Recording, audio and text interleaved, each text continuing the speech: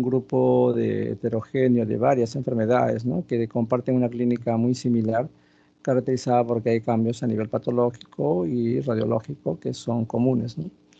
Se inicia por múltiples factores, ¿no? Hay factores a contemplar como los de carácter genético, factores ambientales, metabólicos, traumáticos, que finalmente lo que van a llevar es a la desestabilización y la degradación de la matriz extracelular, ¿no? Vale decir, hay una alteración del condrocito que destruye el cartílago articular y el hueso subcondral, que son los dos espacios anatómicos que se ven alterados en el paciente que hace osteoartrosis. Entonces se van a producir cambios no solamente en la morfología, sino también cambios a nivel molecular, dado básicamente por las metaloproteinases que se ven producidas en exceso por los condrocitos frente a un factor de carácter biomecánico generalmente, ¿no? Desde el punto de vista clínico, se van a caracterizar porque tienen dolor articular. ¿No? Es la principal molestia por la cual consultan y es lo que ellos quieren, que les calmen el dolor. Pero desde el inicio hay que ser claros con ellos. La artrosis es un problema que no se cura. Ya puede mejorar su dolor en un 80% en el mejor de los casos, pero no va a desaparecer el dolor. En eso tenemos que decirles bien claro que no le vamos a vender humo. Si alguien dice que le va a calmar el dolor, probablemente lo puede hacer con opiáceos, pero será en corto plazo, ¿no? Y después ya no se puede depender de opiáceos por todos los efectos adversos que hay. Por lo tanto, es un paciente que hay que enseñarle a aprender a convivir con su dolencia. Limita los movimientos, indudablemente. Podemos encontrar crepitantes, cuando ustedes cogen la rodilla, por ejemplo, y abrazan con la mano la rodilla del paciente y le piden que haga flexión extensión, cruje, suenan como crujidos, ¿no? Eso clínicamente identifica a un paciente con artrosis, ¿no? Y eventualmente puede acompañarse de inflamación, signo de flebosis, no siempre está presente, ¿no? Y cuando ocurre eso, pues el paciente puede tener derrame sinovial o tener en cuenta que el paciente, cuando es portador de osteoartrosis, no tiene por qué hacer signos de manifestación sistémica. Es un proceso totalmente localizado. Desde el punto de vista de etiopatogenia, lo que se produce es pues una degeneración del cartílago, ¿no? Esto hace que pierda el grosor, como ya vamos a ver en las imágenes más adelante. El cartílago disminuye de altura hasta desaparecer totalmente. Entonces queda expuesto el hueso subcontral, el hueso que está debajo del cartílago, tiende a esclerosarse, se engruesa y por lo tanto se reduce el espacio articular, ¿no? Entonces cuando ustedes ven una radiografía, el espacio articular pinzado y la presencia de picos de loro, entre comillas, técnicamente conocido como osteofitos, pues eso es una osteoartrosis. Esta es una lámina bastante importante. Yo diría que esto resume todo lo que es artrosis, ¿no? Noten en el lado izquierdo un componente extraarticular normal y en el lado derecho cuando es que ya se produjo osteoartrosis. Noten la cápsula en color verde, totalmente normal, homogénea, y noten cuando ya hay artrosis una cápsula totalmente engrosada, irregular, ¿no? Esa es una característica. ¿Qué más? Debajo del hueso está el cartílago. Cuando es normal se ve simétrico, homogéneo. Noten acá en el lado derecho totalmente adelgazado de bordes irregulares, ¿no? Hay daño del cartílago. Noten en el lado derecho la sinovia. Una sinovia totalmente delgada, igualmente homogénea. Y noten en el lado derecho una sinovia totalmente engrosada, irregular. Entonces, finalmente, como consecuencia de esto, se van a producir las geodas, ¿no? Que son cavidades debajo del cartílago articular. Y en buena cuenta, todo esto son hallazgos radiológicos, motivo de pregunta. Una de las siguientes no es característica de la osteoartrosis, entonces le ponen esto, y por ahí le ponen osteopenia yuxtaarticular, por ejemplo. Esto es artritis reumatoidea, ¿no? Esa es la falsa. Entonces reparen, de acá viene una pregunta, si es que les toman las preguntas que hemos enviado. Y tiene que ver mecanismos moleculares, como hemos dicho, donde está implicado el factor necrosis tumoral, la producción de metaloproteínas que degrada el cartílago articular, finalmente el hueso subcondral se afecta y se produce destrucción de esa zona, ¿no? Es una enfermedad que es originada por desgaste del cartílago, repetimos, que va a provocar dolor y disminución del rango articular, ¿no? Afecta más o menos en menor o mayor grado a personas por encima de los 55 años, ¿no? Sin embargo, hay casos en los cuales la sintomatología puede ser más temprana, ¿no? Como son, por ejemplo, los pacientes que tienen componente familiar, ¿no? Y vamos a ver que hay dos tipos, ¿no? Las primarias idiopáticas y las secundarias. Las primarias idiopáticas tienen componente genético, ¿no? Aparecen alrededor de los 30, 40 años, ¿no? Sin factores de riesgo aparentemente.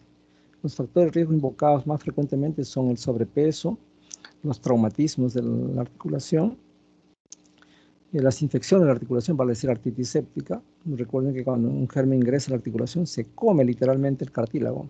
Finalmente eso lleva a artrosis, ¿no? Y una neoplasia de la sinovial que se le llama sinovitis bionodular.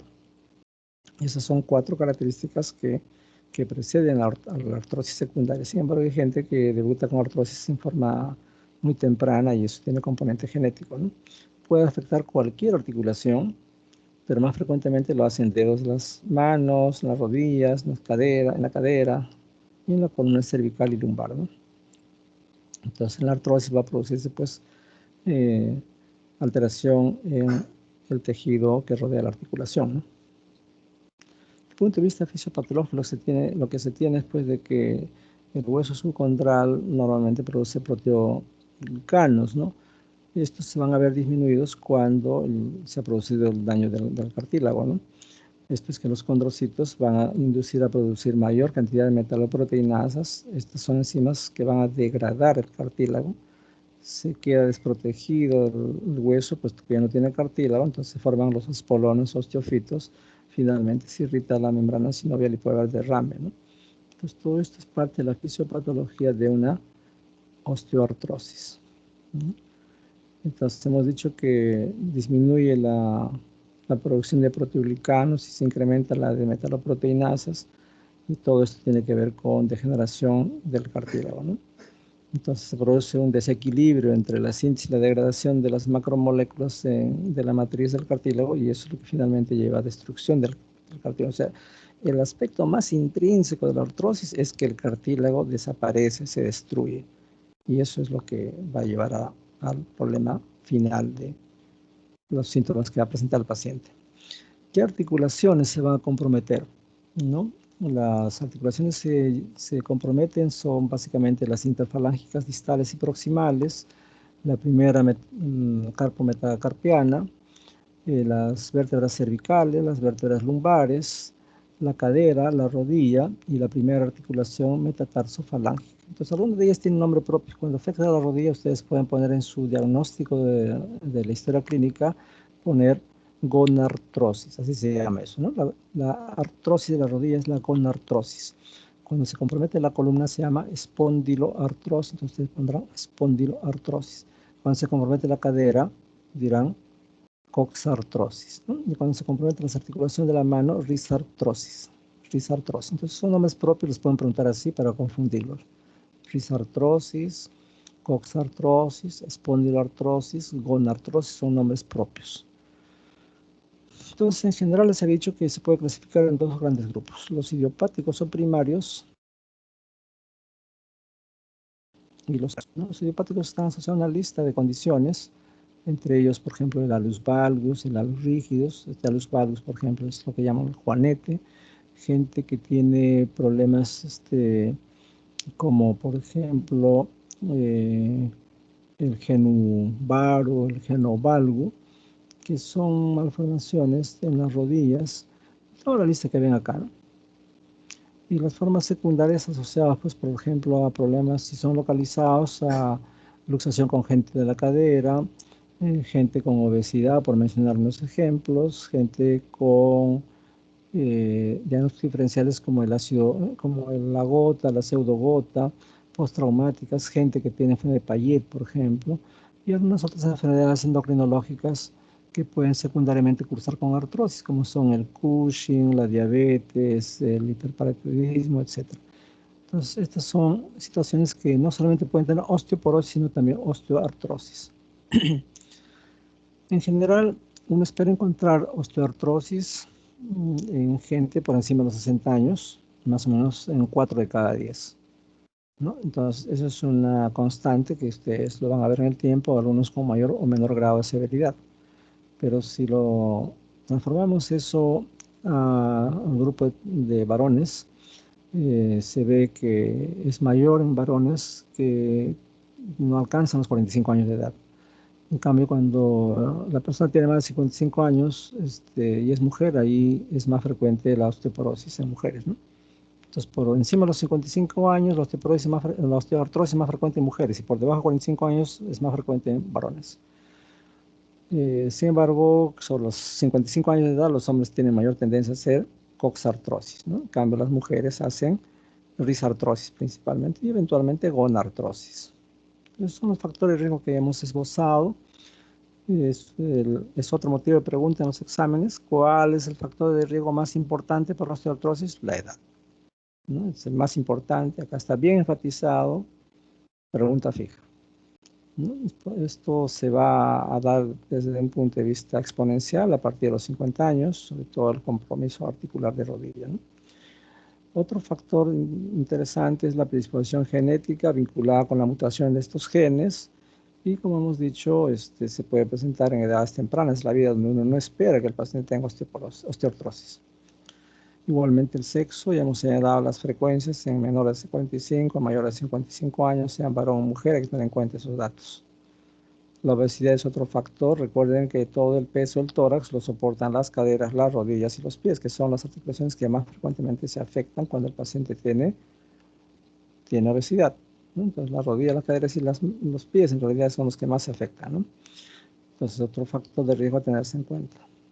Igualmente, la ocupación. Se ha visto que albañiles, bomberos, marineros tienen más chance de hacer osteoartrosis, ¿no? Que en buena cuenta, según los estudios hechos por Framingham y estos organismos de Estados Unidos, la actividad laboral pues, es un factor de riesgo. En buena cuenta es una enfermedad ocupacional, por lo tanto, debe gozar de beneficios sociales, ¿no? Igualmente se ha visto que hay un factor protector con la densidad mineral ósea, ¿no? Una masa ósea reducida puede proteger al cartílago, ¿no? Y ese es otro factor a tenerse en cuenta. Otros factores asociados son la condrocalcinosis, que no viene a ser sino la pseudogota, el genovalgum que hemos señalado, son estas articulaciones de la rodilla desalineadas, ¿no? El genovalgum es como si ustedes le hubieran puesto un arco a las rodillas, es convexo y es cóncavo cuando es genovalgum. La condrodisplasia de cadera en esas personas que tienen enanismo como parte de su condrodisplasia también pueden ser artrosis, etc. Entonces, cuando se hace una evaluación anatomopatológica hay dos fases, ¿no? La fase precoz y la fase avanzada.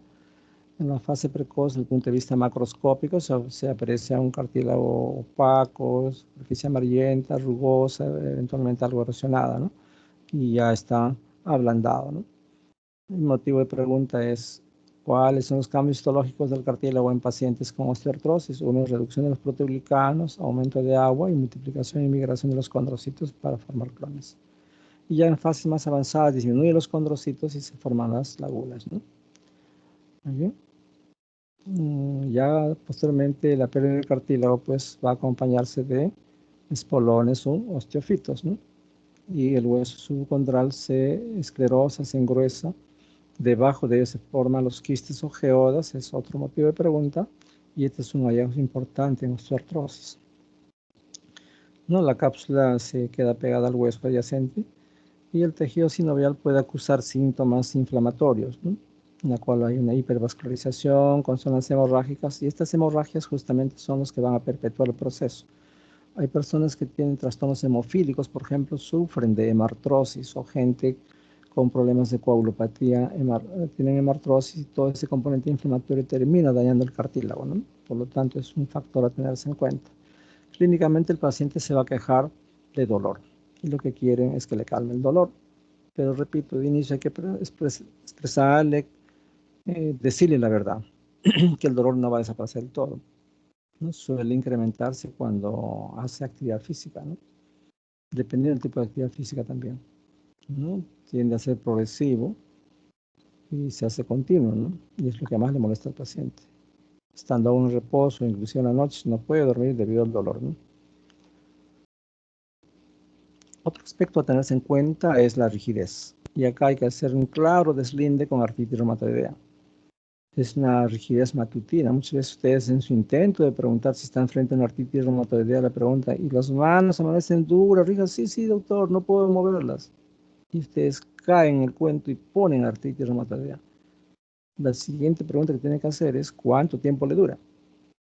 Si dura menos de 30 minutos, eso es compatible con una osteoartrosis. Es más, la gente refuerza el concepto de que cuando encuentran nódulos de Heberdin y Boucher, debo tener artritis reumatoidea, no quiero que se me formen las articulaciones. Tiene que curarme, te pido. Explicarle que es una osteoartrosis. Si la rigidez dura menos de 30 minutos, tiene nódulos de Heberdin, nódulos de Bouchard, eso es una osteoartrosis, no es una artritis reumatoidea, por lo tanto, no le tienen que dar metotrexate, que son palabras mayores si es una artritis reumatoidea. Entonces, ojo con eso. Rigidez menos de 30 minutos. Indudablemente, por el dolor, pues van a tener disfunción, ¿no? Dificultad para mover, el rango articular disminuye y eso lo deprime y lo lleva a mayor ansiedad, ¿no? Muchos pacientes vienen con ese problema de ansiedad. Y cuando ya ustedes examinan la articulación van a encontrar crepitación, sobre todo cuando examinan rodilla, ¿no? Cadera también se puede escuchar la crepitación, palpar incluso la crepitación en rodillas, ¿no? O a veces presionan y hay dolor a la presión, ¿no? En ocasiones puede haber derrame articular. Recuerden, la artrosis puede dar derrame y no están hablando de una gota, no están hablando de una artritis séptica, es osteoartrosis y las características del líquido son propias, ¿no? Ahora, aparejado a este compromiso van a aparecer estos nódulos, pues, ¿no? Los Bouchard son los proximales y los distales, los Heberdin. Mucha gente cree que esto es artritis reumatoidea deformante, me va a quedar tullido, les dicen. No, no, nada de eso, no va a pasar eso. Pero sí noten que se produce atrofia, ¿por qué? De los músculos, ¿por qué? Porque no hay uso, ¿no? Acá se ve mejor. Miren, esta atrofia importante. Hay atrofia interóseos de los diversos músculos de la mano por inamovilidad debido al dolor. Entonces, en el examen físico va a encontrar hipertrofia ósea y limitación del rango articular, ¿no? ¿Por qué? Porque hay osteofitos, se perdió el cartílago, eventualmente hay espasmos musculares, fibrosis, hay topes articulares, entonces la articulación pierde movimiento, ¿no? Los nódulos de Heberdin ya explicamos, los Bouchard identifican la osteoartrosis, eso no es artritis reumatoidea. Entonces, cuando el paciente presenta crepitación, pues obviamente ya es un estadio avanzado, está muy limitado y el dolor y la hipersensibilidad es lo que van a caracterizar el cuadro clínico, ¿no? Cuando toma radiografía, pues encontrar osteofitos en los márgenes, huesos periarticulares, sobre todo en interfalángicas proximales, y algo que es clásico es la disminución del espacio articular, ¿no? Con compromiso del hueso debajo del cartílago, ¿no? Esclerosis subcondral se llama eso. Y los pseudoquistes, ¿no? Ya hemos conversado que es motivo de pregunta. Entonces, el diagnóstico implica un cuadro clínico, un cuadro radiológico, en la cual se aprecian estos. Esta es la pregunta literal que se ha enviado, ¿no? Disminución del espacio articular, osteofito, esclerosis subcondral, quistes, anormalidades contornos. ¿Cuál es la falsa? Ya ustedes tienen clara idea. Acá ejemplos del pinzamiento articular, esclerosis, engrosamiento, osteofitos, picos de loro, acá otro osteofito. Una gonartrosis. Una coxartrosis, miren, la esclerosis, engrosamiento, cuando ya se perdió el cartílago, pinzamiento de la articulación, osteofitos. Clara evidencia de artrosis. Igual en columna. Miren, el espacio articular totalmente irregular, ¿no? Picos de loro enormes. Entonces, eso es espondiloartrosis. Desde el punto de vista del laboratorio no tiene por qué producirse ninguna alteración, pero ustedes para hacer diagnóstico diferencial van a pedir reactante de fase aguda, ¿no? Proteína C reactiva, velocidad de cementación para deslindar con artritis reumatoidea, con artritis gotosa, psoriática, etc. Marcadores no están disponibles en nuestro mercado, pero si trabajan en Johns Hopkins o en un fellow, pueden pedirlo, ¿no? El líquido sinovial cuando hay derrame es no inflamatorio. Es viscoso, no es turbio, la celeridad es menos de 2000. Obviamente hay que pasar por microscopía de birrefringencia y tiene que ser negativo, ¿no? Entonces no debe haber cristales. Para descartar gota y pseudogota. Y justamente el diagnóstico diferencial implica hablar de eso. Una artritis reumatoidea, hemos dicho, es poliarticular, es simétrico, puede comprometer metacarpofalángeos como suele ocurrir en osteoartrosis, pero la rigidez es más de una hora. Hay pérdida de peso y fiebre. Eso no ocurre en osteoartrosis.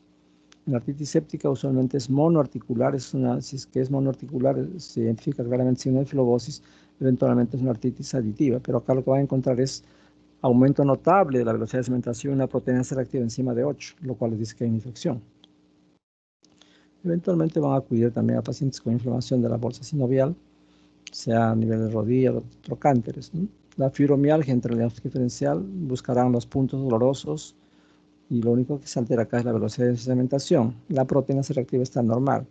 Otros diagnósticos diferenciales son por la necrosis vascular, la psoriasis, la gota, para lo cual ustedes pedirán marcadores y verán el estudio líquido articular.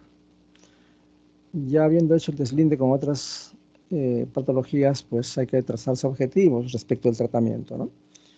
Entonces, un punto cardinal es controlar el dolor. Tienen que manejar adecuadamente sus AINES.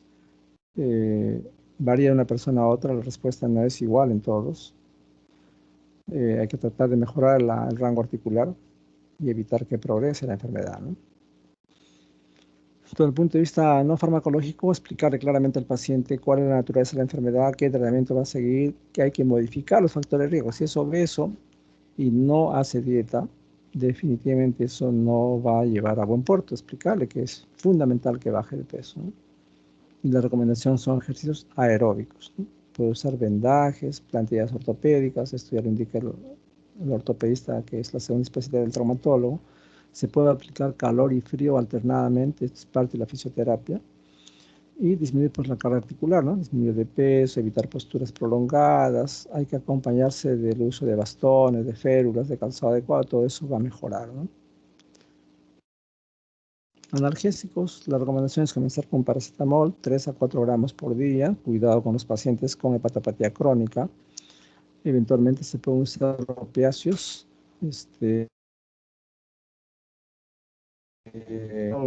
Tapapen, que es uno más reciente, que van bien cuando el dolor ya es inmanejable, ¿no? Rara vez estamos usando derivados morfínicos, ¿no? Opioides. Fentanilo yo nunca he usado, ni he visto, pero está señalado en la literatura. Codeína, algunos lo pueden usar. Pero esas son palabras mayores. En gente de edad hay que tener cuidado, puede producir depresión respiratoria, hacer paro respiratorio en casa. Entonces, explicarles. Parches eventualmente también se pueden usar, ¿no? Pero con poco éxito. Entonces, los AINES, podemos decir que no hay uno que sea superior a otro. La eficacia y la tolerancia son variables. Recomendamos empezar con dosis analgésicas y pueden ir probando, pues, ¿no? Pueden usar ibuprofeno, naproxeno, diclofenaco. Si es un paciente que tiene riesgo de enfermedad ulceropéptica, indiquen, ¿no? Son igual de eficaces que los AINES.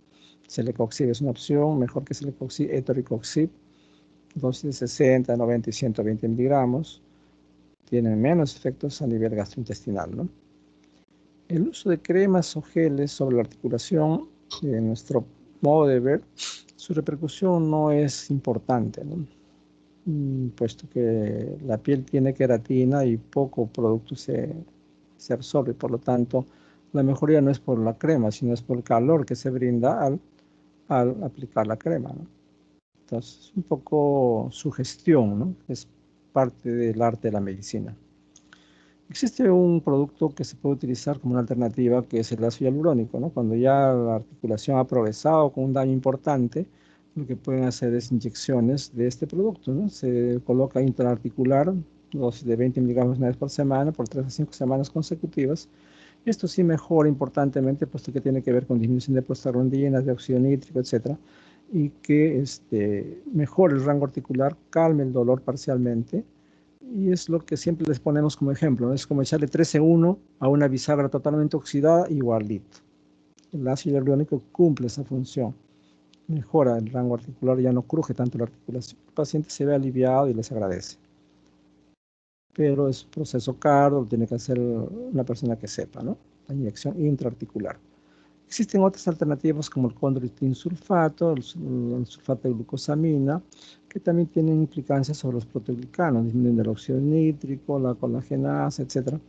Y por vía oral se puede dar 800 a 1200 miligramos, hay varios en el mercado, pero el impacto pues no alcanza el 60-50%, ¿no? La glucosamina es otro parecido, ¿no? Que tiene que ver con lo mismo, y por vía oral se puede dar 1500 miligramos por día. A veces da un poquito de gastritis, entonces tener cuidado en gente con factores de riesgo. Glucocorticoides por vía sistémica, de hecho que no hay que darlo, por todos los efectos que ustedes conocen, se puede infiltrar la articulación, pero como una condición excepcional, no de rutina, ¿ya? Puesto que puede dar osteoporosis. No más de 3 infiltraciones al año. Y cuando ya todo ha fracasado, queda la opción quirúrgica, ¿no? Se puede hacer por artroscopía un lavado articular, se pueden hacer osteotomías, a veces el paciente está literalmente congelado, entonces se puede hacer transposición de tendones, por lo menos para que el paciente pueda mantenerse de pie, ¿no? Y una situación que tiene mucho lugar en el seguro social de nuestro país es esto, ¿no? Prótesis articulares, ¿no? Cuando el dolor ya es refractario, no calma con nada, es un paciente que quiere suicidarse, ya no puede ni doblar las rodillas y está encima de 75 años, entonces es momento de volverlo biónico, ¿no? Le pone una prótesis y mejora importantemente su dolor. Entonces, en eso consiste el tratamiento final de los pacientes con osteoartrosis. Hay gente que se anima, hay gente que no, pero brinda beneficios importantes cuando es una persona que siempre ha mantenido actividad física constante. Muy bien, entonces eso era todo lo que queremos transmitirles. No sé si tengan una pregunta respecto de osteoartrosis.